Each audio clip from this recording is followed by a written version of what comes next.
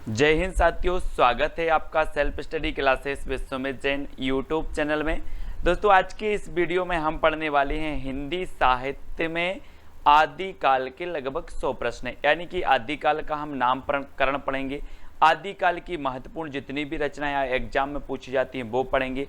आदिकाल की पंक्तियों को पढ़ेंगे। ठीक है, तो यहाँ पर आदिकाल की मेन जितने भी प्रश्न आपके बनते हैं एग्जाम में, उन प्रश्नों के बारे में पढ़ने वाले हैं और मस्ती से पढ़ेंगे, एक नंबर ट्रिक से पढ़ेंगे। ठीक है, तो पूरा वीडियो आपको जरूर देखना है, वीडियो को लाइक करना है। सुबह 9:30 बजे रोज ट्रिकी वीडियो आता है। ठीक है, रात्रि 9 बजे हिंदी का टेस्ट होता है। तो आप किसी भी एग्जाम की तैयारी कर रहे हैं, बने रहें self study classes Vishwamit Jain YouTube channel के साथ। दोस्तों, लगभग 60 से 70 वीडियो आपके हिंदी साहित्य ट्रिकी वीडियो डल चुके हैं। आप प्लेलिस्ट में जाकर के अवश्य देखें, है ना। प्लेलिस्ट में हिंदी साहित्य का इतिहास ट्रिक्स करके एक प्लेलिस्ट बनी है, वो देखें और ज्वाइन मेंबर बन के चैनल को सपोर्ट जरूर कर सकते हैं। ठीक है, तो दोस्तों वीडियो को लाइक करें, शेयर करें और बने रहें अंत तक।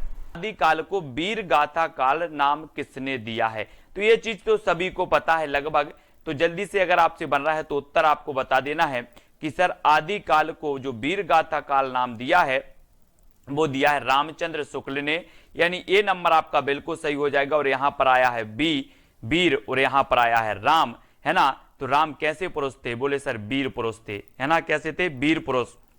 तो वीर गाथा काल कौन बोलेगा? रामचंद्र शुक्ल, यानी ए नंबर आपका बिल्कुल सही हो जाएगा। ठीक है, अगला है दोस्तों, आदिकाल को सिद्ध सामंत काल किसने दिया? सिद्ध सामंत काल बताना है दोस्तों। और आपको पता है कि जो पंडित लोग होते हैं, पंडित, इनके पास सिद्धि बहुत होती है। होती कि नहीं होती? अब आप लोगों को ही बताना है। पंडितों के बाद सिद्धि होती है, ये सिद्ध पुरुष होते हैं। तो ये सिद्ध सामंत काल कौन बोलेगा? कौन बोलेगा? कोई पंडित ही होगा, यानी कि पंडित राहुल सांकृत्यायन। इन्होंने कहा कि ये तो सिद्ध सामंत काल है, पंडित को तो सिद्धि ही दिखेगी, है ना। तो वो सिद्ध सामंत काल बोला इन्होंने। ठीक है, अगला देखो दोस्तों, आदिकाल को संधि काल एवं चारण काल किसने कहा? संधि काल और चारण काल। जैसे ही संधि की बात आती है दोस्तों, तो आपने रामायण देखी होगी, है ना। देखिए ना सभी ने रामायण, कि नहीं देखी? बोले सर रामायण देखी है। रावण से बार बार बोला जा रहा था कि आप संधि कर लो राम से और चरण पकड़ लो राम के, बार बार बोलते थे ना। जितने भी दूत जाते थे, अंगद गया तो उसने कहा कि आप संधि कर लो, चरण पकड़ लो, अभी भी मौका है। किसके? राम के। तो ये संधि काल और चारण काल कौन बोलेगा? कौन बोलेगा? कोई राम ही आएंगे, यानी कि राम कुमार वर्मा। ठीक है, इन्होंने दोस्तों 750 से 1000 के काल को बोला संधि काल और 1000 के बाद के काल को चारण काल नाम दिया। किसने? राम कुमार वर्मा जी ने। ठीक है, ऐसे याद रखेंगे। अगला है दोस्तों, आदिकाल को बीज वपन काल नाम किसने दिया? अब 4 विकल्प हैं दोस्तों। आपको पता है कि विश्व में अहिंसा के बीज किसने बोए? अहिंसा के बीज किसने बोए? अहिंसा की बात किसने की है? और वो की है किसने? महावीर भगवान ने। किसने की है? महावीर भगवान ने अहिंसा की बात की है, अहिंसा के बीज बोए हैं। तो यहां पर बीज बोए तो बीज वपन काल, और किसने बोए हैं बीज अहिंसा के? महावीर ने। तो महावीर प्रसाद द्विवेदी। बोले सर अहिंसा के बीज बोए हैं महावीर भगवान ने, तो बीज वपन काल कौन बोलेंगे? महावीर प्रसाद द्विवेदी, यानी ए नंबर आपका बिल्कुल सही हो जाएगा। और दोस्तों अगला क्वेश्चन है, आदिकाल को अपभ्रंश काल किसने कहा है? बहुत ही बढ़िया है दोस्तों, और बताना है आपको, है ना। 4 विकल्प हैं, 4 में से चयन करना है और आपका क्या हो जाएगा? बोले अपभ्रंश को तो गोली मारो, धीरे से हिंदी की बात करो। अपभ्रंश को तो गोली मारो, धीरे से हिंदी की बात करो, है ना। और गोली मारो तो गोलेरी, और धीरे से हिंदी की बात करो तो धीरेन्द्र वर्मा ने अपभ्रंश काल कहा है दोस्तों। अपभ्रंश काल आदिकाल को, अपभ्रंश को गोली मारो, धीरे से हिंदी की बात करो, तो गोली से गोलेरी और धीरे से धीरेन्द्र वर्मा, इन्होंने दोनों ही अपभ्रंश काल कहा है आदिकाल को। ठीक है, इस प्रकार से याद करेंगे। अगला है, आदिकाल को संक्रमण काल किसने कहा है दोस्तों? संक्रमण काल।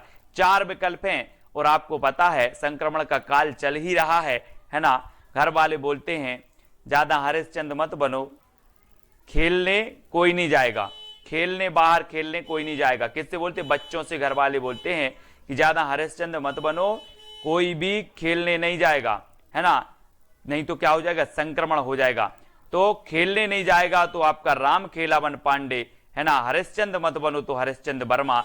इन दोनों ने ही दोस्तों संक्रमण काल कहा है आदिकाल को। ठीक है, ये चीज याद रखनी। आपसे पूछा जाएगा आदिकाल को संक्रमण काल किसने कहा है, बोले खेलने जाते हैं तो संक्रमण हो जाता है ना, और घर वाले बोलते कि हरिश्चंद्र मत बनो, खेलने नहीं जाना, है ना। तो हरिश्चंद्र वर्मा और राम खेलावन पांडे इन्होंने कहा है संक्रमण काल आदिकाल को। ठीक है, अगला है दोस्तों आदिकाल को अंधकाल, अंधकार और बाल्यावस्था काल नाम किसने दिया। बहुत ही बढ़िया है दोस्तों। अब अंधकार काल और अंधकाल ये अलग अलग हैं, है ना, नाम दिया है। तो अंधकाल और बाल्यावस्था जो नाम दिया है वो दिया है किसने, रमाशंकर शुक्ल रसाल ने। किसने दिया, रमाशंकर शुक्ल रसाल ने दिया है ना। और बोले जो बाल्यावस्था में रस है वो कहीं भी कोई भी अवस्था में नहीं है, रस से रसाल। ठीक है, रसाल, बाल्यावस्था काल रसाल ने कहा है, अंधकाल भी रसाल ने कहा है। ठीक है, किसने, रमाशंकर शुक्ल रसाल ने। ठीक है, अंधकाल। अगला दोस्तों आदिकाल को वीर काल किसने कहा है, बोले सर दुनिया में पूरे विश्व में वीर लोगों की बहुत इज्जत की जाती है ना। जो वीर होते हैं पूरे विश्व में उनका नाम होता है, उनकी क्या बचती है ना, उनकी सत्ता होती है। तो ये वीर आया है तो वीरों की सत्ता कहां होती है, वीरों का नाम कहां होता है, विश्व में होता है। तो वीर काल कौन बोलेगा, विश्वनाथ प्रसाद बोलेंगे। कौन बोलेंगे, विश्वनाथ प्रसाद। इस प्रकार से अगला है दोस्तों आदिकाल को चारण काल नाम किसने दिया, चारण काल। अब चार विकल्प हैं। अपन लोग बोलते ना कि श्री राम के चरणों में गिर पड़े, क्या पड़े, गिर पड़े। तो चारण काल कौन बोलेंगे, चारण काल। गिर पड़े तो गिरियर्सन, है ना, चरणों में गिरना है, हमें चरणों में गिरना है, श्री राम के चरणों में गिरना है। तो चारण काल किसने, चरणों में गिर, चरणों में गिर तो गिरियर्सन, चरणों में गिर तो गिरियर्सन ने कहा चारण काल। और संधि काल और चारण काल किसने, राम कुमार वर्मा ने भी कहा है। ठीक है, अगला दोस्तों आदिकाल को आदिकाल नाम किसने दिया। तो आदिकाल नाम दिया तो बोले सर आदिकाल का जो उदय हुआ वो एक बार हुआ, हजारों बार नहीं होता। क्या नहीं होता, आदिकाल का उदय एक बार होता है, उसे ही हम आदिकाल बोलते, हजारों बार नहीं होता। तो आदिकाल जो नाम दिया वो हजारी प्रसाद द्विवेदी ने दिया। बोले ये आदिकाल है, आदिकाल है, एक बार नहीं मैं हजार बार बोल सकता हूं ये आदिकाल है। किसने कहा, हजारी प्रसाद द्विवेदी ने हजारों हजार बार कहा आदिकाल। ठीक है, तो इस प्रकार से आदिकाल बी नंबर आपका बिल्कुल सही हो जाएगा। आदिकाल को आधार काल किसने कहा दोस्तों, आधार बताना। यहां पर आया है आधार और किसने कहा है, किसने कहा है, तो ऐसे याद रख लेना, मोहन का आधार कार्ड, मोहन का आधार कार्ड। ठीक है, मोहन का आधार कार्ड, इस प्रकार से। ठीक है, तो मोहन से हो जाएंगे मोहन अवस्थी और आधार से आधार काल। ठीक है, आधार काल या फिर आधार कार्ड किसका, मोहन का। तो मोहन अवस्थी ने कहा है आधार काल। ठीक है, इस प्रकार से याद रखेंगे। अगला है आदिकाल को पुरानी हिंदी का काल नाम किसने दिया, पुरानी हिंदी। और दोस्तों आपने देखा होगा कि साहित्यक हिंदी को किसने माना था, पुरानी साहित्यक अपभ्रंश को माना था किसने, शुक्ल जी ने। पुरानी हिंदी को अपभ्रंश माना था किसने, गुलेरी जी ने। तो पुरानी हिंदी का काल जो कहा है वो किसने कहा है, गुलेरी जी ने, गुलेरी। पुरानी हिंदी का काल गुलेरी जी, चंद्रधर शर्मा गुलेरी। ठीक है, इन्होंने कहा कि पुरानी हिंदी का काल है, पुरानी हिंदी का काल, आदिकाल पुरानी हिंदी का काल है। 7 नंबर गुलेरी जी ने ही कहा है। ठीक है, इसको याद रखेंगे। अगला है दोस्तों आदिकाल को उद्भव काल किसने कहा, उद्भव काल। और आपको पता है अपन लोग क्या बोलते हैं कि इस पृथ्वी पर वासुदेव का क्या हुआ, उद्भव हुआ है, वासुदेव का उद्भव हुआ है। अब पाप क्या हो जाएंगे, नष्ट हो जाएंगे। तो ये उद्भव हुआ है किसका, वासुदेव का, उद्भव वासुदेव। तो वासुदेव सिंह ने कहा है दोस्तों उद्भव काल हिंदी के आदिकाल को। ठीक है, वासुदेव। अगला है आदिकाल को अपभ्रंश काल, जातीय साहित्य का उदय, अपभ्रंश काल, जातीय साहित्य का उदय, ये नाम किसने दिया है। बहुत ही बढ़िया नाम है और आपको पता भी होनी चाहिए। और ये नाम दिया है दोस्तों किसने, बच्चन सिंह ने, अपभ्रंश काल, जातीय साहित्य का उदय। ठीक है, अब बोले सर बच्चन जो होते हैं, बच्चन लोग, बच्चे लोग होते हैं, उन्हें क्या करना, जाति पाति से, है ना, उन्हें जाति आति से कुछ नहीं रहता। यहाँ पर जाति आया तो बच्चे लोग जाति आति का भेद नहीं रखते। तो जातीय साहित्य का उदय, अपभ्रंश काल, जातीय साहित्य का उदय, बच्चन, बच्चे से बच्चन से। ठीक है, इस प्रकार से डी नंबर आपका सही होगा। आदिकाल को प्रारंभिक काल और शून्य काल नाम किसने दिया। प्रारंभिक काल और शून्य काल। बहुत ही बढ़िया प्रश्न है दोस्तों। और जब हम कोई भी चीज प्रारंभ करते हैं तो क्या बोलते हैं, यार प्रारंभ कर रहे हैं, श्री गणेश करो, श्री गणेश करो यानी कि प्रारंभ करो, श्री गणेश करो यानी प्रारंभ करो, है ना। तो प्रारंभिक काल कौन बोलेंगे, कौन बोलेंगे, गणपति चंद्रगुप्त। किसने कहा प्रारंभिक काल और शून्य काल, गणपति चंद्रगुप्त, यानी सा नंबर आपका बिल्कुल सही हो जाएगा। श्री गणेश करो, है ना, प्रारंभ करो, श्री गणेश करो, इस प्रकार से। अगला है आदिकाल को वीर प्रशस्ति युग नाम किसने दिया। वीर प्रशस्ति विश्वनाथ प्रसाद मिश्र ने, हजारी प्रसाद द्विवेदी ने, गणपति चंद्र गुप्त ने, या फिर विजयेंद्र स्नातक ने। दोस्तों आपको पता है कि वीर लोग ही विजय होते हैं, वीर लोग ही क्या होते हैं, विजय होते हैं, है ना।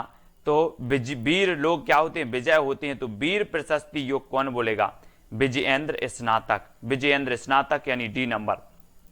वीर प्रशस्ति योग किसने कहा, बोले सर वीर लोग विजय होते हैं, तो विजयेंद्र स्नातक, डी नंबर आपका बिल्कुल सही हो जाएगा, है ना। अगला क्वेश्चन है आदिकाल को प्राचीन काल नाम किसने दिया। विश्वनाथ प्रसाद मिश्र ने, हजारी प्रसाद द्विवेदी ने, गणपति चंद्रगुप्त ने, या फिर शंभुनाथ सिंह ने। तो आदिकाल को प्राचीन काल जो नाम दिया है वो किसने दिया है। और आपको पता है दोस्तों, आपसे बोले कि आप किसकी पूजा करते हैं, तो बोले हम शंकर जी की करते हैं। आपके पापा किसकी करते, शंकर जी की। आपके दादा किसकी करते, शंकर जी की। अरे बोले सर बात बिल्कुल नहीं करो, हमारे घर में प्राचीन काल से ही शंभुनाथ की पूजा करते आ रहे हैं। शंभु, है ना, बोलते हैं ना श्री जय शंकर जी को शंभु, है ना। तो बोले हम प्राचीन काल से ही शंभु की पूजा करते आ रहे हैं, तो शंभुनाथ से हैं। प्राचीन काल कौन बोलेंगे, शंभुनाथ से हैं, है ना, शंभुनाथ से हैं, यानी डी नंबर आपका बिल्कुल सही हो जाएगा, शंभुनाथ से। ठीक है। अगला है दोस्तों आदिकाल को संक्रांति काल किसने किया। संक्रांति, संक्रांति से अब ऐसा नहीं लग रहा कि संक्रांत एक त्योहार होता ना, संक्रांत, संक्रांति आ गई अपन बोलते। तो क्या होता है संक्रांति में, लड्डू वड्डू का प्रसाद मिलता है। काय का प्रसाद मिलता है, लड्डू वड्डू का प्रसाद मिलता है सभी को। तो इस संक्रांति में प्रसाद मिलता है, तो संक्रांति काल कौन बोलेंगे, कौन बोलेंगे, कोई प्रसाद ही होंगे, राम प्रसाद मिश्र। कौन होंगे, राम प्रसाद मिश्र। तो प्रसाद मिलता है संक्रांति को, तो राम प्रसाद मिश्र ने कहा है संक्रांति काल। ठीक है, यानी डी नंबर आपका बिल्कुल सही हो जाता है। अगला है दोस्तों आदिकाल को अनिर्दिष्ट लोक प्रवृत्ति का युग किसने कहा, यानी कि प्रश्न क्रमांक 19। आदिकाल को अनिर्दिष्ट लोक प्रवृत्ति का युग विश्वनाथ प्रसाद मिश्र ने, हजारी प्रसाद द्विवेदी ने, रामचंद्र शुक्ल ने, या फिर राम प्रसाद मिश्र ने। तो आदिकाल को अनिर्दिष्ट लोक प्रवृत्ति का जो युग कहा है वो कहा है रामचंद्र शुक्ल ने, है ना। ये बहुत ही बढ़िया है, अनिर्दिष्ट लोक प्रवृत्ति का युग था आदिकाल, ऐसा कथन कहने वाले थे तो वो रामचंद्र शुक्ल जी थे, सी नंबर। और आपको पता है कि रामचंद्र शुक्ल ने प्रवृत्तियों के आधार पर कालों का नामकरण किया, प्रवृत्तियों के आधार पर। तो इन्होंने अनिर्दिष्ट लोक प्रवृत्ति का काल कहा है। अब प्रवृत्ति आया तो समझ जाना कि रामचंद्र शुक्ल ने ही कहा होगा। ठीक है। अगला है आदिकाल को आरंभिक काल नाम किसने दिया। दोस्तों हमने पढ़ा था प्रारंभ कोई हम कार्य करते हैं, प्रारंभ, तो श्री गणेश करते हैं प्रारंभ। अब यहां पर आरंभिक काल आ गया, तो एक बात याद रख लेना कि आरंभिक में जब आप कोई भी चीज करते हो आरंभिक में, तो क्या करते हो कि सब मिश्रित कर देते हो, है ना। ये भी ले लो, वो भी ले लो, सब मिश्रित कर देते हो। क्या करते हो, मिश्रित कर देते हो आरंभ में, फिर धीरे धीरे से अपना ब्रांड बनाते हो, ब्रांड। तो आरंभ में हम सब मिश्र कर देते हैं, तो मिश्र बंधु, ये मिश्र बंधु ने कहा था आरंभिक काल, यानी डी नंबर आपका बिल्कुल सही हो जाएगा, मिश्र बंधु। ठीक है। तो यहां पर दोस्तों जितने भी आपके नामकरण से संबंधित थे, जितने विद्वानों के मत थे, वो पूरे विद्वान मैंने आपको बता दिए, याद भी आपको करवा दी जहां जैसी ट्रिक निकली। अब आपको बताना है कि आदिकाल को अत्यधिक विरोधी एवं व्याघातों का युग किसने कहा। बहुत ही बढ़िया प्रश्न है, अत्यधिक विरोधी एवं व्याघातों का युग ये किसने कहा, ऐसे कथन भी पूछे जाते हैं। और यहां पर आपका अत्यधिक विरोधी और व्याघातों का युग कहा है हजारी प्रसाद द्विवेदी ने, हजारी प्रसाद द्विवेदी ने। इन्होंने कहा कि आदिकाल के बारे में तो हजारों विरोध हैं, हजारों विरोध हैं। तो इन्होंने कहा कि अत्यधिक विरोधी एवं व्याघातों का योग है, हजारों विरोध हैं, तो हजारी ने कह दिया कि अत्यधिक विरोधी एवं व्याघातों का योग। इसको याद रख लेना। ठीक है। कितने विरोध हैं, हजारों, तो विरोधी एवं व्याघातों का योग कौन बोलेगा, हजारी प्रसाद द्विवेदी। ठीक। परमाल रासों के रचनाकार कौन है। दोस्तों एक चीज बताना, परमाल मतलब क्या होता है, पर मतलब दूसरों का, माल मतलब सामग्री या कुछ भी। तो परमाल और दूसरों का अगर माल चुराना है तो क्या करना पड़ेगा, जगना पड़ेगा। ये चोर लोग क्या करते हैं, दूसरों का माल चुराते हैं तो वो रात में जगते हैं। जग से बनेगा आपका जगनिक, और क्या चुराते हैं, परमाल, दूसरों का माल चुराते हैं चोर रात में जग कर, तो जगनिक। ठीक है, परमाल चुराना है तो जगना पड़ेगा, तो जगनिक।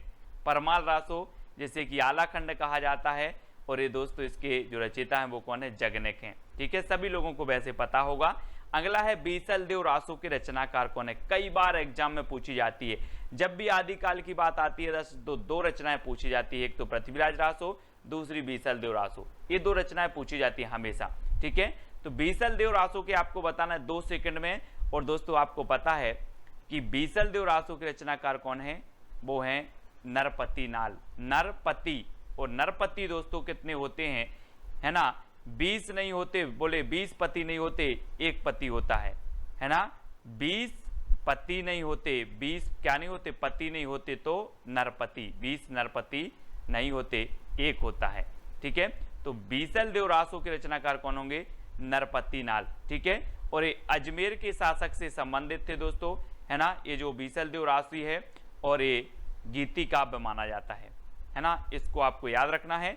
अगला है कीर्ति लता के रचनाकार कौन है। कीर्ति लता दोस्तों आपको पता है कि कीर्ति उसी की फैलेगी जिसमें विद्या है, जिसमें विद्या है उसकी कीर्ति जगह जगह फैलेगी, जिसमें विद्या नहीं है उसकी कीर्ति नहीं फैलेगी।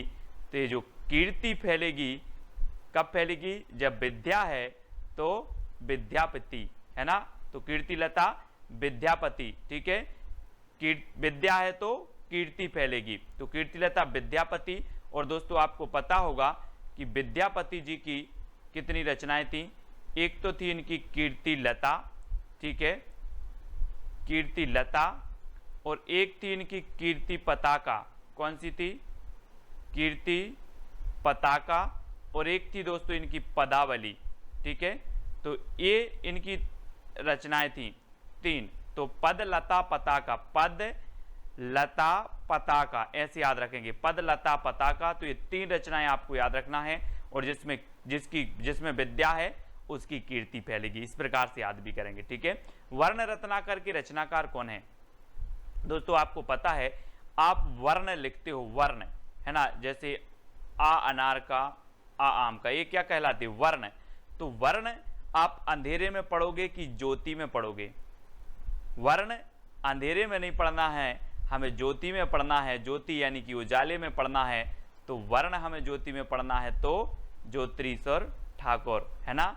वर्ण रत्नाकर के रचनाकार कौन होंगे, ज्योतिरीश्वर ठाकुर, यानी कि जो विकल्प नंबर आपका बी है वो बिल्कुल सही हो जाएगा। अब मैं कभी पूछूं आपसे वर्ण रत्नाकर, बोले सर वर्ण तो हमें ज्योति में पढ़ना है, तो ज्योतिरीश्वर ठाकुर। ठीक है, अगला है राउलबेल की रचनाकार कौन है। दोस्तों आपको ट्रिक भी बताना है, कौन सी अच्छी ट्रिक लगी है वो कमेंट में बताना है। वीडियो के लास्ट में एक चैलेंज प्रश्न दिया जाएगा, तो उसका उत्तर भी आपको बताना है। ठीक है, राउलबेल, बेल समझते हैं आप दोस्तों, बैल बजा दी, बोले यार बैल बजा दी बड़ा रोड़ा है।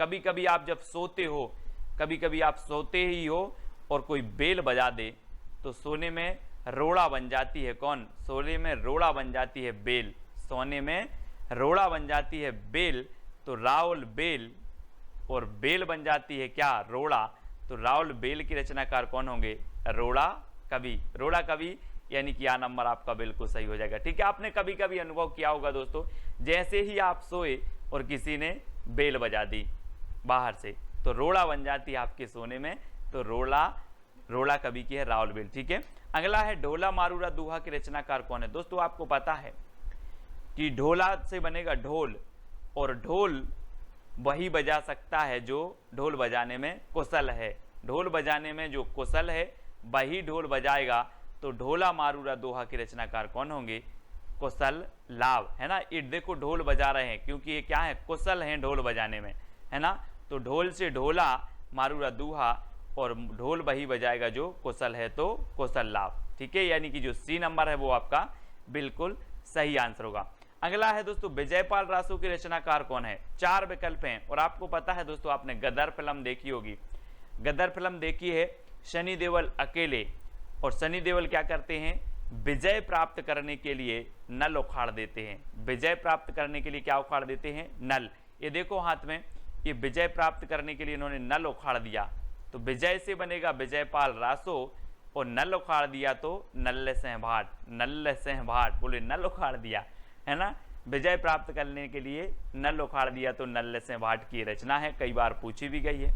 ठीक है, अगला है पृथ्वीराज रासो के रचनाकार कौन है दोस्तों? पृथ्वीराज रासो। और आपको पता है ये पृथ्वी है और ये इसका एकमात्र उपग्रह कौन है? चंद्रमा। तो यहाँ पर पृथ्वी आया है तो इसका उपग्रह भी कहाँ पर आएगा? यहाँ उपग्रह आ जाएगा। तो पृथ्वी का उपग्रह चंद्रमा, तो चंद्रवरदाई। पृथ्वीराज रासो चंद्रवरदाई। पृथ्वी का उपग्रह चंद्रमा तो चंद्रवरदाई। ये नंबर आपका बिल्कुल सही हो जाएगा। ठीक है, अगला है दोस्तों जवाहर खुसरवी की रचनाकार कौन है? जवाहर खुसरवी।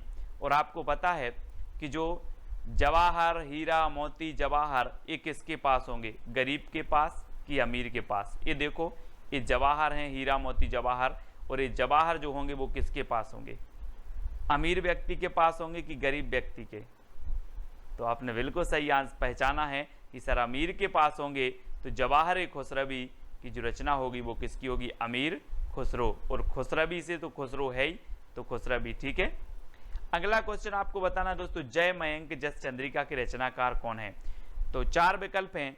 और आपको पता है दोस्तों कि जब एक पत्नी अपने पति के लिए करवा चौथ का व्रत रखती है, एक पत्नी अपने पति के लिए करवा चौथ की व्रत रखती है, और जब ये चल्ली में से वह चांद को देखती है तो चांद कैसा नजर आता है? मधुर। कैसा नजर आता है? मधुर। तो मधुकर, है ना। मयंक मतलब भी चंद्रमा होता है, और चंद्रमा की चंद्रिका को जब पत्नी देखती है तो जो चंद्रिका है वो कैसी नजर आती है? मधुर, तो मधुकर, है ना। जय मयंक जस चंद्रिका कैसी नजर आ रही है? मधुर से मधुकर। ठीक है, जय मयंक जस चंद्रिका, चंद्रिका नजर आ रही है, मधुर तो मधुकर। ठीक है, यानी कि जो सा नंबर है वो आपका बिल्कुल सही हो जाएगा, सा नंबर। ठीक है, अगला है खुमान रासो के रचनाकार कौन है? दोस्तों आपको पता है खुमान मतलब होता है दीर्घायु। खुमान मतलब क्या होता है? दीर्घायु, लंबी आयु। ठीक है, लेकिन खुमान रासो, खुमान एक पदवी भी थी शिवाजी की, है ना। इन्हें खुमान की पदवी दी गई थी। और खुमान रासो की जो रचनाकार होंगे वो कौन होंगे? दलपति विजय। खुमान से बनेगा दोस्तों आपका गुमान। और हम बोलते ना कि गोरे रंग पे ना इतना गुमान कर। कभी कभी कोई दल का पति विजय प्राप्त करता है तो उसे गुमान हो जाता है, गुमान। तो गुमान से खुमान, गुमान से खुमान, है ना। दल का पति अगर विजय हो जाता है तो उसे गुमान हो जाता है, तो खुमान। तो खुमान रासो के रचनाकार दलपति विजय। ठीक है, इस प्रकार से आपको याद रखना है। दोहा कोश के रचनाकार कौन है? दोस्तों आपको पता भी तो है। आप बोलोगे सर दोहा सुनाओ, सर दोहा सुनाओ, तो सर से सरहपा और दोहा सुनाओ से सो दोहा कोश, है ना। ट्रिक अगर मैं इधर लिख दूं कि ट्रिक सर दोहा सुनाओ, दोहा सुनाओ, सर से सरहपा, दोहा से दोहा कोश, तो दोहा कोश के रचनाकार सरहपा। ठीक है, अगला है श्रापकाचार के रचनाकार कौन है? हिंदी की प्रथम रचना मानी जाती है दोस्तों। और ये जो श्रापकाचार है, आपको पता है कि जैन धर्म में व्यक्ति जब भगवान के पास जाता है तो श्रावक बन के जाता है भगवान के पास, है ना, है ना। और भगवान को क्या बोलता है? देव। तो श्रावक जाता है किसके पास? देव के पास। श्रावक बनकर जाता है व्यक्ति देव के पास। तो श्रापकाचार के रचनाकार कौन होंगे? देवसेन। ये देखो, ये व्यक्ति श्रावक बनकर गया है किसके पास? भगवान या फिर देव के पास। ठीक है, तो श्रावक बन के जाना है देव के पास। तो श्रापकाचार के रचनाकार देवसेन। 933 इसका रचना काल माना जाता है, 933 ईस्वी। ठीक है, श्रापकाचार की ओर प्रथम रचना है हिंदी की। अगला है बुद्धिरास के रचनाकार कौन है? बुद्धिरास। दोस्तों आपको पता है कि हम बोलते हैं कि वो बुद्धिशाली लोग हैं, बुद्धिशाली लोग हैं। तो यहाँ पर वही तो पूछी गया है कि बुद्धिशाली, तो बुद्धिशाली यानी कि बुद्धिशाली भद्रसूरी, बुद्धिरास शाली भद्रसूरी। और किसी किसी की तो साली भी बहुत बुद्धिमान होती है। बोलते हैं जिसकी शादी हो गई बोले मेरी साली बहुत बुद्धिमान है ना। तो बुद्धि से बुद्धि और बुद्धिशाली, शाली ऐसे याद रखना, बुद्धिशाली, वो बुद्धिशाली लोग हैं, तो बुद्धिशाली से बुद्धिराज, शाली से शालीभद्र सूरी, है ना, तो बुद्धिशाली इस प्रकार से। अगला है रेवंतगिरी रास के रचनाकार कौन है? 4 विकल्प में 2 सेकंड में आपको बताना है दोस्तों। आपको पता है कि रेवंतगिरी एक पर्वत था, जैन धर्म से संबंधित पर्वत है रेवंतगिरी, और रेवंतगिरी की पर विजय प्राप्त करनी थी। बहुत सारे राजा सोचते थे कि रेवंतगिरी पर क्या करनी है, विजय प्राप्त करनी है, काय पर, रेवंतगिरी पर। तो रेवंतगिरी रास की रचनाकार कौन होंगे? विजय प्राप्त करनी है तो विजय सेन सूरी। रेवंतगिरी पर क्या प्राप्त करना है? विजय, तो विजय सेन सूरी, है ना, ये विजय सेन सूरी की रचना है, यानी कि आपका जो विकल्प नंबर सी है वो सही हो जाएगा। अगला है चंदनवाला रास की रचनाकार कौन है? दोस्तों चंदनवाला, हम जब मंदिर जाते हैं तो चंदन की आस लगा के जाते हैं, चंदन की आस, चंदन की आस। ये देखो, ये महाशय चंदन की आस लगा के बैठे थे, तो इनको चंदन लग गया, तो याद रख लेना, चंदन की आस तो आसगु, चंदन की आस तो आसगु, ठीक है। चंदन वाला रास किसकी होगी? आस से आसगु, है ना, चंदन की आस, इतना याद करना, चंदन की आस तो आसगु कवि की है। कुमारपाल प्रतिबोध के रचनाकार कौन है? कुमारपाल प्रतिबोध, दोस्तों आपको पता होगा आजकल के जो कुमार हैं वो सोम रस बहुत पी रहे हैं, सोम, है ना, कुमार लोग सोम रस पी रहे हैं, तो सोम प्रभ सूरी, सोम प्रभ सूरी, इस प्रकार से याद करेंगे। कुमार लोग सोम पी रहे हैं तो सोम प्रभ सूरी, है ना, डी नंबर आपका बिल्कुल सही हो जाएगा। कुमारपाल प्रतिबोध की रचनाकार सोम प्रभ सूरी। कच्छुली रास की रचनाकार कौन है? कच्छुली रास आपको पता है दोस्तों, आपसे मैं पूछूं कच्छुली, कच्छुली बाजार गए थे कच्छुली, बोले हाँ, मैंने तिलक लगाकर प्रज्ञा ली, है ना, प्रज्ञा तिलक, है ना, इस प्रकार से मैंने प्रज्ञा ली तिलक लगाकर, तो प्रज्ञा तिलक कच्छुली रास। बोले कच्छुली रास, कच्छुली, तो बोले हाँ ली, प्रज्ञा ली, प्रज्ञा, है ना, तो प्रज्ञा तिलक, कच्छुली प्रज्ञा तिलक, प्रज्ञा तिलक। ये देखो, ये तिलक लगाकर क्या ले रहे हैं? प्रज्ञा ले रहे हैं, प्रज्ञा यानी कि प्रतिज्ञा, है ना, वही ले रहे हैं, तो कच्छुली बोले प्रतिज्ञा ली तिलक लगाकर, ठीक है, इस प्रकार से। जयचंद्र प्रकाश के रचनाकार कौन है दोस्तों? 4 विकल्प हैं, और आपको पता है दोस्तों कि केदारनाथ में हमें क्या करना है? चंद्रमा का प्रकाश करना है। केदारनाथ में चंद्रमा का प्रकाश करना है, तो चंद्र से चंद्रमा, और चंद्रमा का प्रकाश कहाँ करना है? केदारनाथ में, तो केदार भट्ट। चंद्रमा का प्रकाश करना है कहाँ? केदारनाथ में, तो केदारनाथ भट्ट, केदार भट्ट की रचना है जयचंद्र प्रकाश। जय मयंक जस चंद्रिका ये मधुकर की है ना, और जयचंद्र प्रकाश ये केदार भट्ट की है, ठीक है। अगला है दोस्तों हमीर रासों के रचनाकार कौन है? दलपति विजय, सारंगधर, केदार भट्ट या फिर सोमप्रभ सूरी। तो हमीर रासों कई बार पूछी गई है, याद रख लेना, ये सारंगधर की है। किसकी है? सारंगधर, ठीक है, हमीर रासो सारंगधर। जन्म अवधि हम रूप निहारल, नयन न त्रिपति भेल, ये पंक्ति किसकी है? आपसे पूछा जाता है, तो आपको बताना है। 4 विकल्प हैं, विद्यापति की, चंद्रवरदाई, तुलसीदास या फिर सरहपा की। तब आपका दोस्तों यहां पर आप एक चीज देखो, हमें क्या देखना है? इसका अर्थ नहीं देखना है, सिर्फ ये चीज देखनी कि इसको याद कैसे जाए, ये पंक्ति किसकी होगी। यहां पर देखो तिरपति, पति आया, पति, तो दोस्तों यहां भी देख लो पति कहां आया, यहां भी ये पति आ गए, विद्यापति। जन्म अवधि हम रूप निहारल, नयन न तिरपति भेल, यानी कि यहां पर पति आया, तो उत्तर में भी आपका पति आएगा, तो ये जो पंक्ति होगी वो किसकी हो जाएगी? किसकी हो जाएगी? विद्यापति की, ठीक है। आ नंबर आपका बिल्कुल सही हो जाएगा। अगला देखो दोस्तों, गोरी सेवे सेज पे मुख पर डारे केस, ये पंक्ति कई बार पूछी गई है दोस्तों। अब आपको बताना है कि ये पंक्ति किसकी है। और एक चीज मैं आपको बता दूं कि जो यहां पर आया है एक शब्द सेज, सेज मतलब होता है दोस्तों कोमल बिस्तर, है ना, कोमल बिस्तर, मखमल के गद्दे, वो सेज कहलाता है। और बताना दोस्तों कि ये कोमल गद्दे, मखमल के गद्दों पर अमीर व्यक्ति सोएगा या गरीब व्यक्ति सोएगा?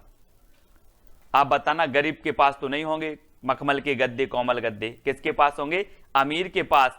तो सेज मतलब होते हैं कोमल गद्दे, मखमल के गद्दे, और इस सेज पर गरीब नहीं सो सकता, अमीर सो सकता है, तो अमीर खुसरो। ठीक है, इस पंक्ति के रचयिता कौन हो जाएंगे? अमीर खुसरो। ऐसे ही पूरी पंक्तियां आपको याद हो जाएंगी दोस्तों। अगला देखो, देसिल बैना सबजन मिठा, देसिल बैना सबजन मिठा, ये पंक्ति किसकी है? और मैंने आपको कई बार बताया है कि मिठा मिठा बोल थारो काय बेगेड़े, काय बेगेड़े थारो काय बेगेड़े। दोस्तों आपको पता है, जिस व्यक्ति में विद्या होती है, जिस व्यक्ति में ज्ञान होता है, वो मीठा मीठा बोलता है। जो जिस व्यक्ति में विद्या नहीं होती है वो कर्कश बोलता है, उसकी आवाज खराब लगती है ना। तो आपके अंदर भी विद्या है और आपको कैसा बोलना है? मिठा मिठा बोलना है। तो याद रख लेना, मिठा मिठा वो बोलता है जिसके अंदर विद्या होती है। तो ये देसिल बैना सबजन मिठा, ये किसकी पंक्ति हो जाएगी? किसकी होगी? विद्यापति की। ठीक है, और इनकी रचनाएं कौन सी हैं? पद लता पताका पदावली, कीर्ति लता कीर्ति पताका कीर्ति लता, और कीर्ति पताका अभट्ट भाषा में है, पदावली मैथिली भाषा में है। याद रख लेना है दोस्तों। और देसिल बैना सबजन मिठा, यानी कि मिठा मिठा, ये विद्यापति। ठीक है, आ नंबर आपका सही होगा। मैथिल कोकिल भी इन्हें कहा जाता है, कोकिल के जैसा बोलते हैं दोस्तों ये। ठीक है, इस प्रकार से याद रखेंगे। अगला है पुस्तक जल्लड़ हाथ दई चल गज्जन निरपकाज। तो ये 4 विकल्प हैं, आपको पता है दोस्तों। जल्लड़ था किसके पुत्र का नाम? चंद बरदाई के पुत्र का नाम था जल्लड़, है ना। और चंद बरदाई ने पृथ्वीराज रासो की क्या की है? रचना की है, पृथ्वीराज रासो की। उसके कुछ अंक छूट गए थे तो अधूरा था, तो उसको जो पूरा किया पृथ्वीराज रासो को जल्लड़ ने किया है ना। तो दोस्तों जल्लड़ को पुस्तक हाथ में देकर वो नृपकाज यानी कि राजा के काज में चले गए थे। तो वो है यहां पर कि पुस्तक जल्लड़ हाथ दे चली गज्जन नृपकाज। तो कौन चले गए थे? चंद बरदाई। और जल्लड़ नाम था चंद बरदाई के पुत्र का, इसलिए इस पंक्ति के जो रचयिता होंगे वो कौन होंगे? विकल्प नंबर बी, यानी कि चंद बरदाई।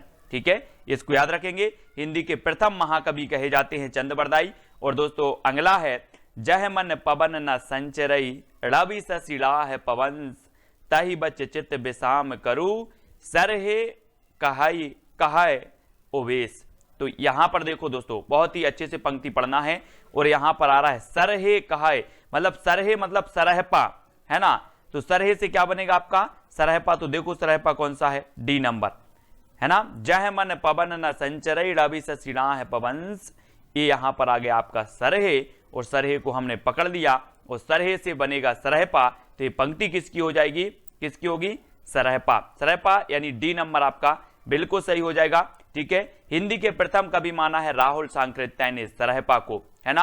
और इनकी एक बहुत ही प्रसिद्ध रचना है कौन सी? दोहा कोश। इनको याद रखेंगे। अगली पंक्ति आपको बताना है दोस्तों, जोई जोई पिंडे सोई ब्रह्मांडे। ये पंक्ति किसकी है? बहुत ही बढ़िया पंक्ति है, पूछी भी जाती है दोस्तों। और मैं आपको बता दूं कि ऐसा माना जाता है कि जिन 5 तत्वों में जल, वायु, अग्नि, पृथ्वी एवं आकाश से यह ब्रह्मांड बना है, उन्हीं 5 तत्वों से यह पिंड यानी कि शरीर भी बना है। इस प्रकार जो कुछ ब्रह्मांड में है वही सब पिंड में भी अवस्थित है। यत पिंडे तद ब्रह्मांडे, इसलिए इस पिंड को ब्रह्मांड का लघु रूप भी कहा जाता है। तो जोई जोई पिंडे सोई ब्रह्मांडे, ये एक अर्थ इससे लिया गया है। और दोस्तों आपको पता है कि ये जो पंक्ति है वो किसकी है? गोरखनाथ की है। किसकी है? गोरखनाथ की है। इन्होंने कहा था कि संसार में क्या रखा है? माया मोह को इन्होंने त्याग दिया। किसने? गोरखनाथ जी ने। और दोस्तों एक जो साधना है, अंतः की साधना इन्होंने की। तो ये इन्होंने कहा था कि जोई जोई पिंडे सोई ब्रह्मांडे। किसने कहा था? गोरखनाथ ने कहा था कि जो दोस्तों जल, वायु, अग्नि, पृथ्वी, आकाश, ये जो 5 तत्व हैं ये ब्रह्मांड में है, वही 5 तत्व हमारे शरीर में है। तो इस प्रकार से आपको गोरखनाथ की ये पंक्ति याद रखना है, जोई जोई पिंडे सोई ब्रह्मांडे। ठीक है, अगला है 12 बरस लो कुकर जीवे अरु 13 लो जिए सियार, बरस 18 क्षत्रिय जीवे आगे जीवन को धिक्कार। आपको नहीं लग रहा है ये दोस्तों आला है? आला। और आला हम रात में जग कर पढ़ते हैं, आला हम रात में जग कर पढ़ते हैं। और इस पंक्ति के जो रचयिता होंगे वो कौन होंगे? जगनेक। क्योंकि ये कहां से ली गई है पंक्ति? आलाखंड से, आलाखंड से ली गई है। ठीक है, आलाखंड या जिसे परमाल रासो कहा जाता है, परमाल रासो, है ना। और 12 बरस लो कुकर जीवे अरु 13 लो जिए सियार, बरस 18 क्षत्रिय जीवे आगे जीवन को धिक्कार। ठीक है, तो ये आला से तो जगने का आपसे बन जाएगा। नेक्स्ट है गोरख जगायो जोग भक्ति भगायो लोग। दोस्तों यहां कंफ्यूजन होता है बहुत सारे लोगों में, यहां आ गया गोरख और यहां पर भी आपका अगर ऑप्शन में गोरख दिया होता तो आप गोरखनाथ लगा देते, लेकिन याद रख लेना ये पंक्ति बहुत ही बढ़िया है। गोरख जगायो जोग भक्ति भगायो लोग, ये गोरखनाथ ने नहीं कही, याद रख लेना। ये किसने नहीं कही? गोरखनाथ ने नहीं कही है, ये कही है तुलसीदास ने, यानी कि बी नंबर। अब एक चीज याद रख लेना, खुद के बारे में थोड़ी बोलेंगे कि गोरख जगायो जोग भक्ति भगायो लोग, गोरखनाथ नहीं बोलेंगे ना, कोई दूसरा व्यक्ति बोलेगा। तो गोरख जगायो जोग भक्ति भगायो लोग, ये पंक्ति जो है वो तुलसीदास की मानी जाती है। इसको याद रख लेना, हमेशा पूछी जाती है दोस्तों। क्यों पूछी जाती है? क्योंकि इसमें आप कंफ्यूजन होंगे और आप गलत करके आएंगे, तो इसको याद रखेंगे। ठीक है, अगला है माधव हम परिणाम निराशा। माधव मतलब दोस्तों श्री कृष्ण को कहा जाता है माधव, और बोले माधव हम परिणाम से निराश हैं। बोले क्यों हो बेटा परिनिराश? तो कहा कि आपने सबको विद्या दी है, मुझे बिल्कुल भी विद्या नहीं दी, मुझे बिल्कुल भी विद्या नहीं दी, इसलिए माधव हम परिणाम निराशा। क्या नहीं दी? विद्या नहीं दी। तो इसके जो रचयिता होंगे वो कौन होंगे? विद्यापति। अब याद रख लेना, माधव हम परिणाम निराशा। बोले बेटा क्यों पर निराश हो? विद्या नहीं दी, तो विद्या से विद्यापति। इस प्रकार से पंक्तियों को मस्ती से याद करते जाएंगे। ठीक है, ये नंबर आपका बिल्कुल सही होगा। नेक्स्ट है जो जिन शासन भासियऊ सो भई कहियड़ सारू सो सरी पावई पारू। ठीक है, ये पंक्ति किसकी है? दोस्तों यहां पर 4 विकल्प हैं, 4 में से चयन करके आप बताएंगे। और यहां पर जिन शासन दिया है, जिन। जिन मतलब होता है दोस्तों भगवान, भगवान का पर्यायवाची है जिन। ठीक है, जिन कहा जाता है, और जैन धर्म में आपको पता है भगवान को जिन कहा जाता है, और भगवान का जो शासन है उसे जिन शासन कहा जाता है। ठीक है, अब यहां पर देखो कि जो जैन धर्म से संबंधित ग्रंथ लिखा है वो श्रापकाचार लिखा है, देवसेन ने हिंदी की प्रथम रचना है, आपको पता है। और दोस्तों जिन मतलब होता है भगवान या फिर देव, तो यहां पर भी आपका देव आएगा, देवसेन। ठीक है, जिन मतलब क्या होता है? भगवान। और जिन शासन भाषी ये पंक्ति में आ रहा है, तो यहां पर भी आपका देवसेन आएगा। और देवसेन की रचना श्रापकाचार है, और यहां पर इन्होंने कहा कि जिन शासन, है ना। इस प्रकार जैन धर्म में जो शासन है उसे जिन शासन कहा जाता है, भगवान के शासन को। ठीक है, तो देवसेन ये आपका 7 नंबर बिल्कुल सही होगा। इनकी जो रचना है वो कौन सी है दोस्तों? श्रापकाचार। कौन सी है? श्रापकाचार। और 933 इसका रचना काल माना जाता है, ये चीज भी आपको याद रखनी है। ठीक है, तो जिन से आपको याद रखना है, एक सेती पट्टा, एक नीली पट्टा, एक तिलक जनेऊ, एक लंबी जटा। अब देख लेना दोस्तों, एक सेती पट्टा, फिर एक नील पट्टा, फिर एक तिलक जनेऊ, एक लंबी पट्टा, इतनी चीजें हैं, सब क्या हो गई? चरपट हो गई। सब क्या हो गई? चरपट हो गई। तो इस पंक्ति के रचयिता कौन होंगे? बोले सर एक सेती पट्टा, एक नील पट्टा, एक तिलक जनेऊ, एक लंबी जटा, सब क्या हो गई? चरपट हो गई। अपन बोलते ना चौपट हो गया यार, सब ये सब चरपट हो गया। तो इस पंक्ति के जो रचयिता होंगे वो कौन होंगे? चरपटनाथ। कौन होंगे? चरपटनाथ। हुआ ना याद आपको, है ना? क्या हो गई? ये चरपट हो गई। तो चरपटनाथ यानी बी नंबर आपका बिल्कुल सही होगा। अगला है दोस्तों, बोलई बाहुबली बलवंत लोह खंडितऊ गर्बीव अहंत। इस पंक्ति के रचयिता कौन है? 4 विकल्प हैं, और आपको पता है दोस्तों ऊपर आया है पंक्ति में बाहुबली, और जो भरतेश्वर बाहुबली रास है, ये पंक्ति किसकी, रचना किसकी है? भरतेश्वर बाहुबली रास। तो आप जल्दी से बताओगे सर ये तो शालिभद्र सूरी की है। गणपति चंद्रगुप्त ने भरतेश्वर बाहुबली रास को हिंदी की प्रथम रचना माना, और शालिभद्र सूरी को प्रथम कवि माना, आपको पता होगा। और यहां पर बाहुबली आया, तो बाहुबली से हमने लगाया कि ये भरतेश्वर बाहुबली रचना भी है, और वो रचना किसकी है? शालिभद्र सूरी की है। तो बाहुबली आया तो ये शालिभद्र सूरी की ही पंक्ति हो जाएगी, यानी 7 नंबर आपका बिल्कुल सही होगा। ठीक है, तो इस प्रकार से अपन को दोस्तों याद करते जाना है। जामत पच्छई संपजई सामति पहली होई, मुंज भड़ई मृणाल बलई बहन न बैठे कोई। इसके बताना बहुत ही बढ़िया पंक्ति है दोस्तों, याद रख लेना है। और ये जो पंक्ति है वो किसकी है? जल्दी से बताना दोस्तों। आपको पता होगा मेरु मतलब होता है क्या? पर्वत। मेरु मतलब क्या होता है? पर्वत।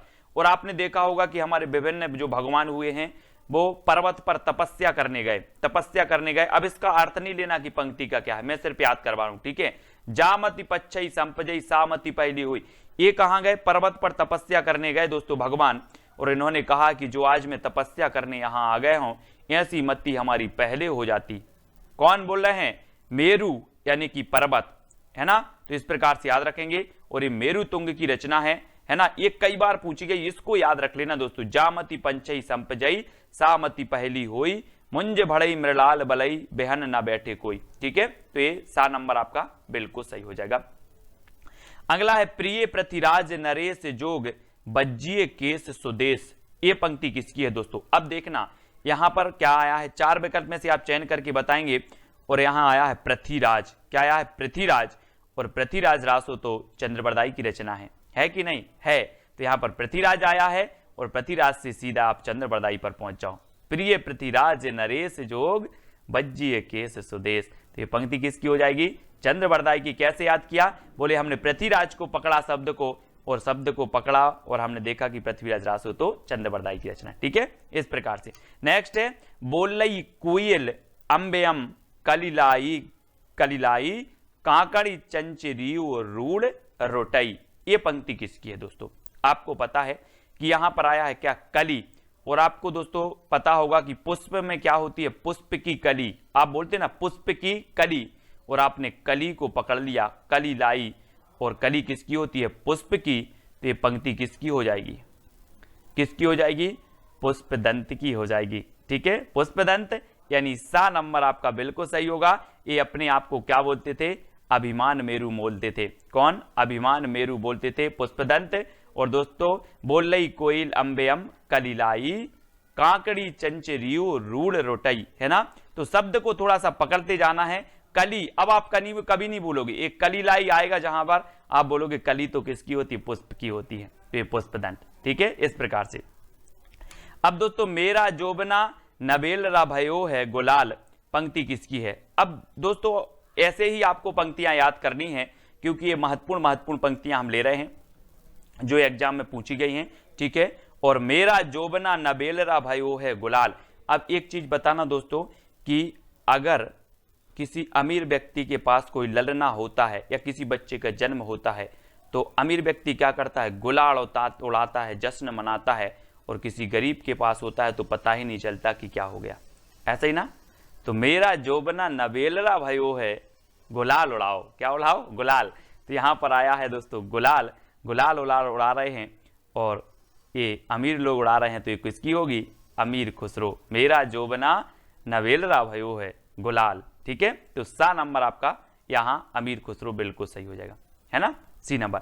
अब दोस्तों ये सिर्फ अपनी याद करने की ट्रिक है, इसके अर्थ पर बिल्कुल नहीं जाना, मैं आपको कई बार बोल चुका हूं। ठीक है, सहजे थर कर बारुणी साध, ये पंक्ति किसकी है दोस्तों? 4 विकल्प हैं और यहां पर आया है आपका बारू। तो उत्तर में भी क्या आ जाएगा दोस्तों? क्या आ जाएगा? बीरू, बीरू या बारू। बीरू, बारू से बीरू, तो बिरूपा, है ना। सहजे थर करी बारुणी साध, ये किसकी है? बीरू या फिर बारू, बिरूपा की है। ठीक है, इस प्रकार से याद रखेंगे, बारू बीरू, है ना। अगला देख लो दोस्तों, हमीर हमीर कज्ज जज्जल भई, फोहा नल एह मई जलऊ, सुलितान शीस करबाल दह तज्ज कलेबर दिए चलियो। ये पंक्ति किसकी है? बहुत ही बढ़िया पंक्ति है दोस्तों। और यहां पर आया है दोस्तों क्या? हमीर। और आपको पता होगा एक रचना है हमीर रासो। हमीर रासो रचना है, और वो रचना किसकी है दोस्तों? सारंगधर की है ना।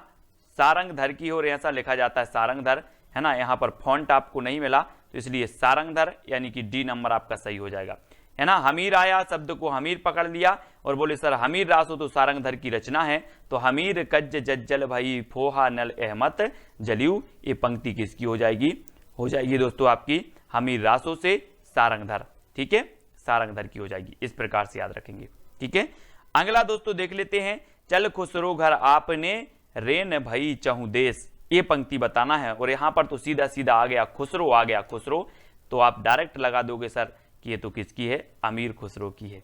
चल खुसरो घर आपने रेन भई चहु देश, यानी कि 19 का आपका सा नंबर बिल्कुल सही हो जाएगा। ठीक है, अमीर खुसरो की पंक्ति।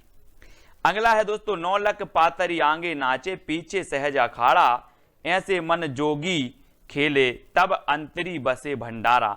ये पंक्ति किसकी है दोस्तों? गोरखनाथ ने कहा कि व्यवहार प्रधान एक शब्दी में गोरखनाथ ने कहा है कि हंसना खेलना और मस्त रहना चाहिए। काम क्रोध का साथ नहीं करना चाहिए, हंसना खेलना और गीत गाना चाहिए। ये किसने कहा है? गोरखनाथ ने कहा है। और ये गोरखनाथ की पंक्ति है, 9 लख पातरी आंगे नाचे पीछे सहज अखाड़ा, ऐसे मन जोगी खेले तब अंतरी बसे भंडारा, है ना। तो ये पंक्ति गोरखनाथ की है और ये डी नंबर आपका बिल्कुल सही हो जाएगा। आपका आज का पहला प्रश्न है, एक नारी ने अचरज किया, सांप मार पिंजरे में दिया, ज्यों ज्यों सांप ताल को खावे, सूखे ताल सांप मर जावे। अब आपको बताना है दोस्तों ये पंक्ति किसकी है। और जब अचरज किया है, एक नारी ने सांप मार दिया है, तो आपको पता है क्या होगा? समाज में, परिवार में खुसर खुसर चलने लगेगा। आपने देखा होगा परिवार में खुसर खुसर, कोई घटना घट जाती तो खुसर खुसर चलने लगता ना, ऐसा ही खुसर खुसर चलने लगा। जब एक नारी ने अचरज किया और सांप मार पिंजरे में दिया तो खुसर खुसर चलने लगा। तो इस पंक्ति के रचयिता कौन होंगे? ये पंक्ति किसकी होगी? खुसर खुसर चलने लगा तो अमीर खुसरो, यानी डी नंबर आपका बिल्कुल सही हो जाएगा। ठीक है ना फनी ट्रिक। दोस्तों आपको बताना है, अब पंडिये सैल सत्य बखाणई, देह ही बुद्ध बसंत न जानई। अब दोस्तों एक चीज बताना है, पंडिये और पंडित, और पंडित राहुल सांकृत्यायन ने हिंदी का प्रथम कवि किसे माना है? यहाँ पर आ रहा है पंडिये और हम इसका ले लेंगे पंडित, और पंडित ने किसे माना है? सरहपा को। तो ये पंक्ति भी किसकी होगी? सरहपा की होगी। बोले पंडिये सयल सत्य बखाणई, देह ही बुद्ध बसंत न जाने। अब दोस्तों इसमें आपको अर्थ बिल्कुल नहीं लेना, पंक्ति का अर्थ क्या है, हमें ट्रिक निकालना है कि हमें याद कैसी हो रही, माइंड में कैसे सेट हो रही कि ये किसकी है। ठीक है, वो चीज देखना है। तो यहाँ पर पंडिये और पंडिये से होगा पंडित, और पंडित ने राहुल सांकृत्यायन ने सरहपा को हिंदी का प्रथम कवि माना, तो ये पंक्ति भी किसकी हो जाएगी? सरहपा की हो जाएगी। ऐसे याद कर लेंगे। अगला है दोस्तों, किसका बेटा किसकी बहू, आप स्वार्थ मिलिया सहू। आपने देखा होगा दोस्तों, आपका जीवन निकल जाता है, मेरा बेटा मेरी बहू, है ना। आप जितना छोड़ के जाते हो, जितना छोड़ के आपकी मृत्यु हो जाती है, आप बहुत सारा धन छोड़ के जाते हो, ये बेटा और बहू सब चरपट कर देते हैं। क्या कर देते हैं? चरपट कर देते हैं। तो किसका बेटा किसकी बहू, आप स्वार्थ मिलिया सहू, सब चरपट कर देते हैं। तो ये पंक्ति भी किसकी हो जाएगी? चरपटनाथ की। यानी कि आपका जो ए नंबर है वो बिल्कुल सही हो जाएगा। दोस्तों आपको पूरा वीडियो जरूर देखना है, आपको सारी पंक्तियां याद हो जाएंगी। अबदू रहिया हाटे बाटे, रूस बरस की छाया, तजबा काम क्रोध लोभ मोह संसार की माया। आपको पता होगा दोस्तों, आदि काल में क्रोध मोह लोभ तजबे की बात किसने की है? किसने की है? बोले इनसे मुक्त हो जाओ और भगवान की साधना करो। किसने की है? गोरखनाथ, है ना। गोरखनाथ नाथ संप्रदाय के प्रमुख थे और इन्होंने कहा है कि काम क्रोध लोभ मोह ये सब संसार असार है ना। यही कहा है, भगवान की भक्ति करो। तो दोस्तों ये किसने कहा है? गोरखनाथ ने आदिकाल में कहा है ना। तो गोरखनाथ की ये पंक्ति हो जाएगी ए नंबर।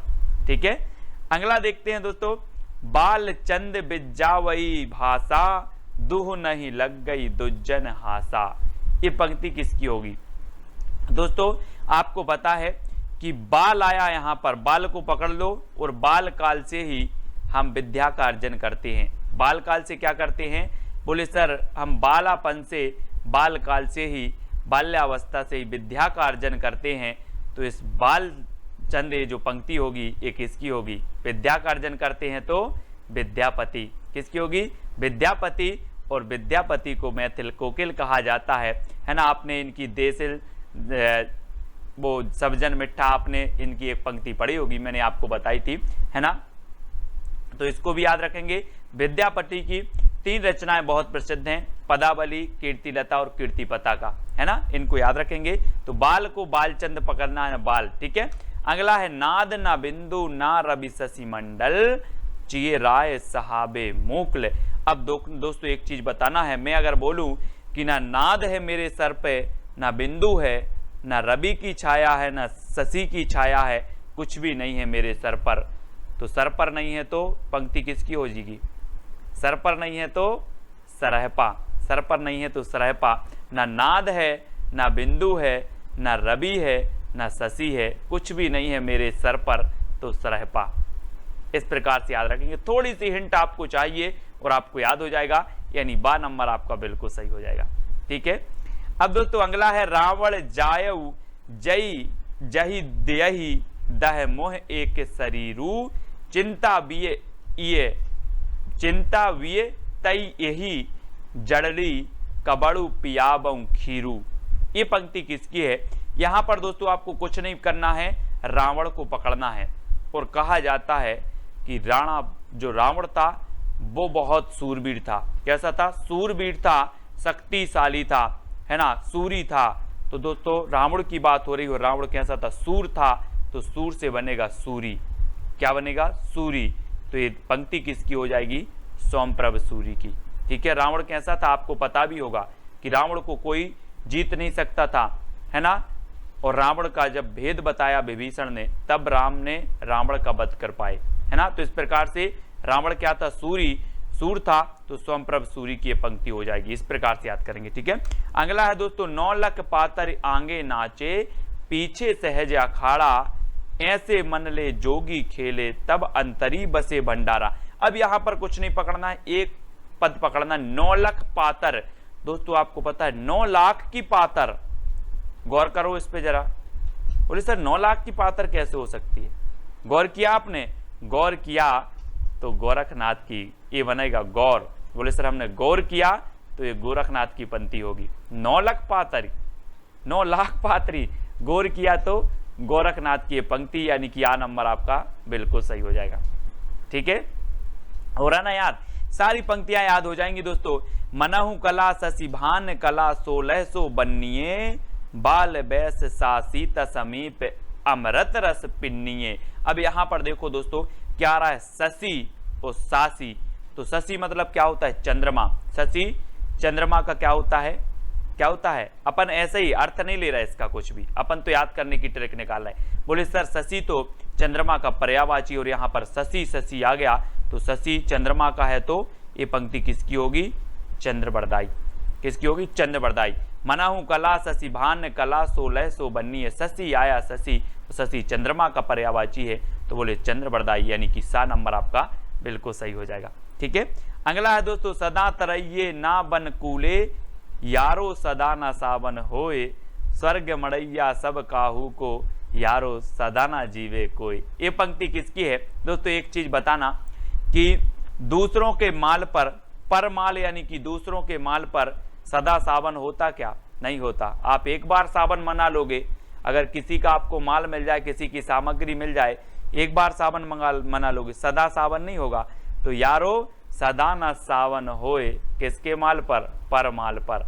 तो एक पंक्ति कहां से ली जाएगी? परमाल रासो। कहां से? परमाल रासो। और ये नंबर आपका बिल्कुल सही होगा। और परमाल रासो को आलाखंड भी कहा जाता है, और इसकी रचयिता कौन है? जगनेक, है ना। आपने एक पंक्ति पढ़ी होगी, 12 बरस लो कूकर जीवे और 13 लो जिए से आर बरस 18 क्षत्रिय जीवे आंगे जीवन को धिक्कार, है ना।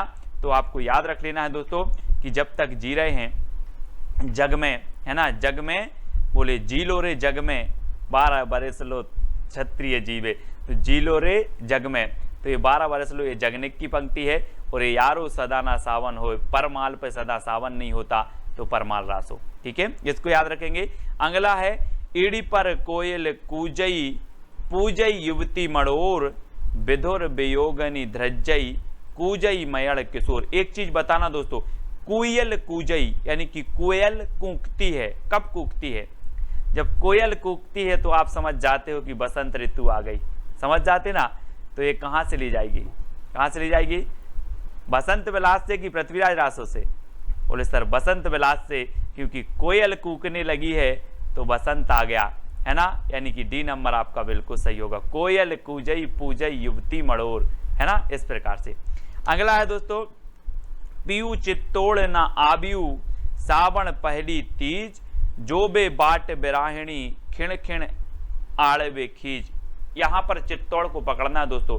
आपको पता है, आपने चित्तौड़ का नाम सुना होगा, बोले चित्तौड़गढ़ का किला। और चित्तौड़गढ़ का किला ऐसा था दोस्तों जिस पर सब लोग विजय प्राप्त करना चाहते थे, लेकिन विजय नहीं हो पाते थे। विजय की बात हो गई, बोले चित्तौड़ विजय, चित्तौड़ विजय। तो यहाँ पर चित्तौड़ आया और विजय से हो जाएगा दलपति विजय, है ना, याद रख लेना। ये दोस्तों दलपति विजय खुमार, है ना, खुमार रासो जो रचना है दलपति विजय साहब की है, और ये चित्तौड़ की बात आई है तो ये पंक्ति किसकी होगी, दलपति विजय की। ठीक है, चित्तौड़ विजय, चित्तौड़ विजय, इस प्रकार से याद रखेंगे।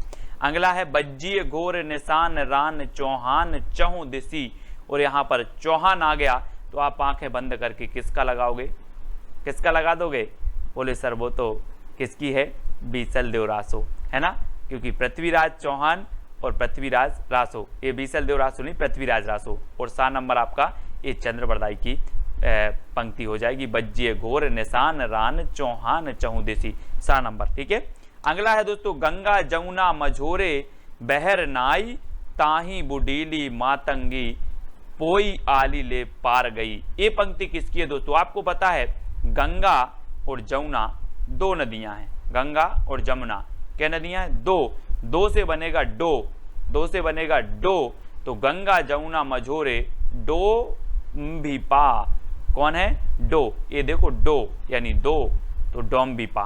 ठीक है, गंगा जमुना दो हैं तो डोम्बिपा, यानी आ नंबर आपका बिल्कुल सही होगा, डोम्बिपा, ऐसे याद रखेंगे। ठीक है, अगला दोस्तों आपको बताना, मैं बता दूं कि पंक्तियों को निकालने की कोई ट्रिक नहीं है, वो तो आपको याद करवाने का एक माध्यम है कि आपको थोड़ी बहुत जो है हिंट मिले और आप सही करके आओ पेपर में, है ना।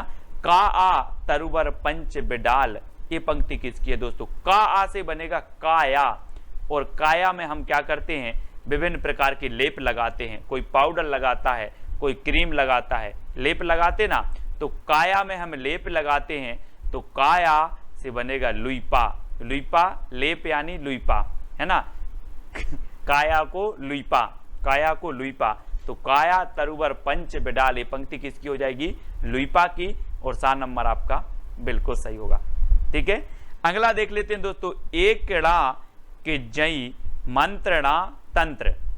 अब ये पंक्ति किसकी, 2 सेकंड में आप बताएंगे, और मैं आपको बता दूं कि जो मंत्र तंत्र होते हैं वो नाक में फूंके जाते हैं कि कान में फूंके जाते हैं, जल्दी बताओ, बोले सर कान में फूंके जाते हैं मंत्र तंत्र, कान में फूंके जाते हैं तो कंडपा, कान में फूंके जाते हैं तो पंक्ति किसकी हो जाएगी, कंडपा की।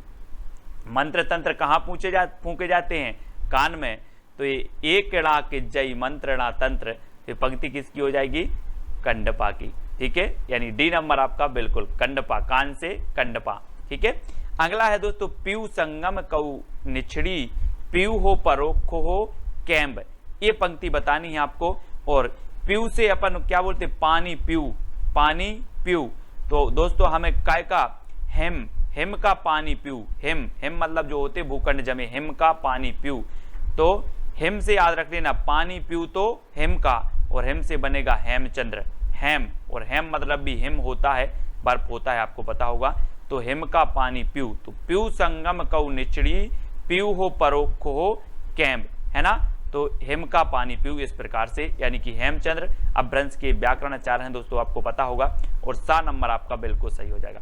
ठीक है, अगला है एक थाल मोती से भरा सबके सिर पर औंधा धरा चारों ओर वह थाली फिरे मोती उससे एक ना गिरे।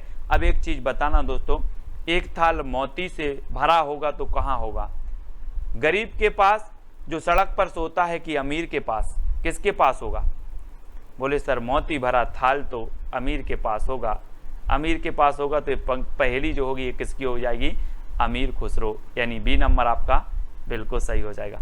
ठीक है दोस्तों, अगर आपको जौन सी भी ट्रिक अच्छी लगती है वो कमेंट में जरूर लिखा करें। जे हैं दिस ते में रही मिले आई, ते हैं दिस जा रही मिले आई, तो दिस आ रहा दोस्तों, दिस, और यहाँ पर दिस, और आपको पता है दिस मतलब दिशा की बात हो रही है, और दिशा में जो चारों दिशा में जो खुशबू फैल जाती है दोस्तों, वो किसकी फैल जाती है, पुष्प की। आप और हम बोलते हैं कि पुष्प की, फूल की खुशबू चारों दिशाओं में फैल गई, पुष्प की खुशबू चारों दिशाओं में फैल गई, तो यहाँ पर आ रहा है दिस, और दिशा में खुशबू फैल गई, काय की, पुष्प की, तो ये पंक्ति भी किसकी हो जाएगी, पुष्पदंत की। इनका एक ग्रंथ है दोस्तों महापुराण, जिसमें 63 सलाखाओं की का वर्णन किया गया है ना, जीवन वृत्त है उसमें। और दोस्तों ये जो पुष्पदंत हैं ये अपने आप को अभिमान मेरु कहते थे, अभिमान मेरु, इनको भी याद रखेंगे पुष्पदंत जी को, ठीक है। और इनकी पंक्ति है, जेह दिस दिस तिम रई मिले आई, तेह दिस दिस जा रही मिले आई, ठीक है। तो दिस दिस आया मतलब आपको पुष्पदंत लगाना है, ठीक है। अगला है दोस्तों, पुरुष कहानी हो कहो जसु बत्थे पुण्य। अब एक कहानी आया है दोस्तों यहाँ पर, कहानी, और कहानी आपको पता है कहानी को अबहट्ट में कहा जाता है कहानी, कहानी को अबहट्ट में कहानी कहा जाता है। और अबहट्ट की हमने दो रचनाएं पढ़ी हैं, कीर्तिलता और कीर्ति पताका, और ये दो रचनाएं किसकी हैं, विद्यापति की। और यहाँ पर कहानी आया है और कहानी अबहट्ट में कहा जाता है, तो बोले सर दो रचनाएं हैं विद्यापति की, कीर्तिलता और कीर्ति पताका, तो ये पंक्ति भी किसी की होगी, किसकी होगी, विद्यापति की, है ना। विद्यापति यानी कि ये कीर्तिलता से ले गई है दोस्तों, पुरुष कहानी हो कहो जसु पत्थैवे पुण्य, तो ये कीर्तिलता से ली गई है। कहानी आया और कहानी हमने पकड़ लिया कि कहानी अबहट्ट में कहा जाता है, और अबहट्ट की रचना दो ही हैं, कीर्तिलता और कीर्ति पताका, तो ये कीर्तिलता से ली गई है और ये विद्यापति की पंक्ति हो जाएगी।